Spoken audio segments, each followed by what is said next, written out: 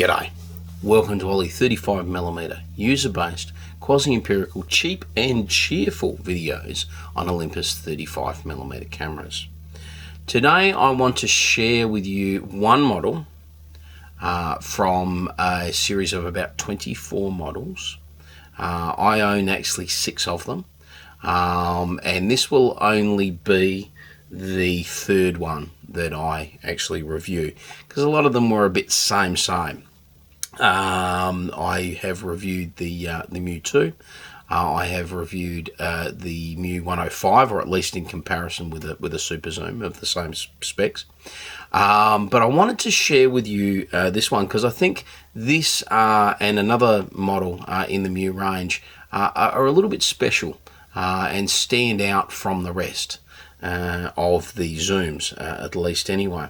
And this is the mju-III 100. In fact, it's one of the last models of the mju. It came out in 2002.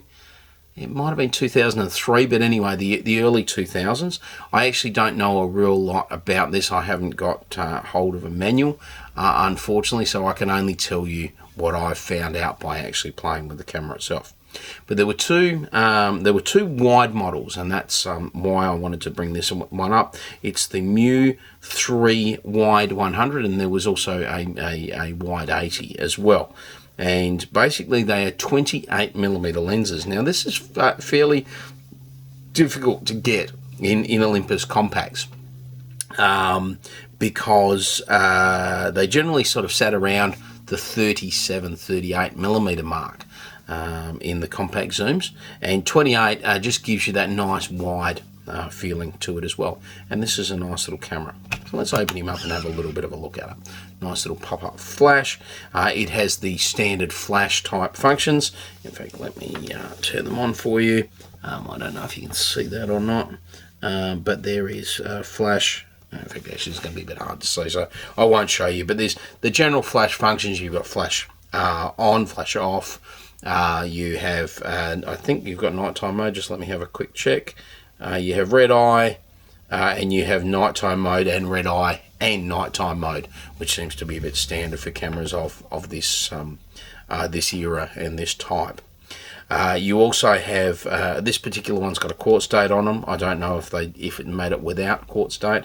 It also has self timer and a remote function, and the standard remotes can seem to be universal across these Olympus cameras, so you can sort of pick up a remote anywhere, and by rights it should work. It has a It has a diopter function, which is great. It has a flash ready light, and it also has a focus light, and the focus light will start to flash when you're outside of closest focus distance, which appears to be around about 60 centimeters or 600mm, 2 foot, somewhere around about there. It is DX coded. I'm not too sure what the range is, but my guess is it would be about 50 to 3200. That's about standard for these fellas. I also don't know, if you use non-DX coded film, what it sets itself to. Generally the Olympuses tend to set themselves automatically down to 100 ISO, so I'd be a little bit careful if you're using non-DX coded film in this actual fella. Okay, look, I'm guessing it's probably 270 to 80 grams, somewhere around about there, with with a film and with a CR123 battery in it, which it takes. It's not particularly small, but it is a nice sort of compact shape. So it fits quite well in the hand. So even though it's not like the little the mju-II, which is absolutely tiny, it's not a real lot bigger, and still very, very comfortable in the hand. It is a one-handed camera. You can use basically everything. There's your wide and tele controls there, your shutter button, so you can actually use it as a one-handed camera without any problems at all. Not a good street shooter, just a little bit noisy, as you can tell. as far as when you turn it on, but actually taking the photographs, unfortunately it's not wind, there's no film in this, so I can't wind it on. When taking the photographs, it's not too bad, it's not too noisy, but probably not a good street shooter really. It was weatherproof once. I certainly wouldn't trust it. You know, they're going on for over 10 years now, and the seals probably only lasted probably 3 or 4 years, I would say. So I wouldn't be in a hurry to take it out in the wet and not expect something untoward to happen to it.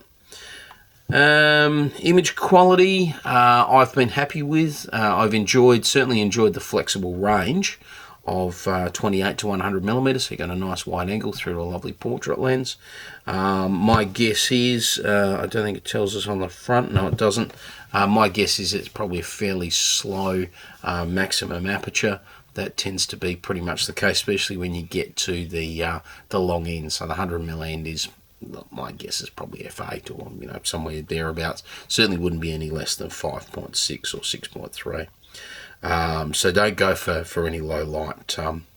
You won't get any real low light flexibility with this particular camera. That wasn't what they were designed for.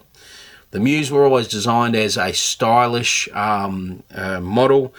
Quite often they were pointed towards, or the advertising was pointed towards young females. Not that I would say it was a particularly, you know, it's a fairly, you know, non-gender oriented sort of camera. I think anybody could use them. There's the black ones, and then there's the champagne colored ones. This is, as far as I know, this one only comes in the champagne color, but other models did come in black. So all in all, a nice camera. I do like this. It's probably one of the favorites of the Muse that I have. Obviously my all-time favorite is the little mju-II, which is a fantastic little camera.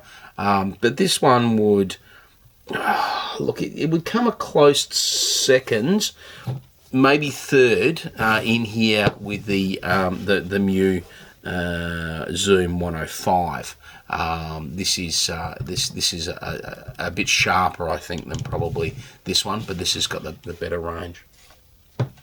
So the Olympus mju-III wide 100, or you can get a wide 80 if you don't care about the extra length in there. Good little cameras, well worth having a play with if you like the Mju series. A little bit harder to get hold of than some of the other Mjus, and a little bit more expensive. So expect to pay a little bit more, unless you can pick them up in a thrift shop or something like that. So that's pretty much it for today. Thank you very much for listening. Thank you very much for watching. We'll see you next time.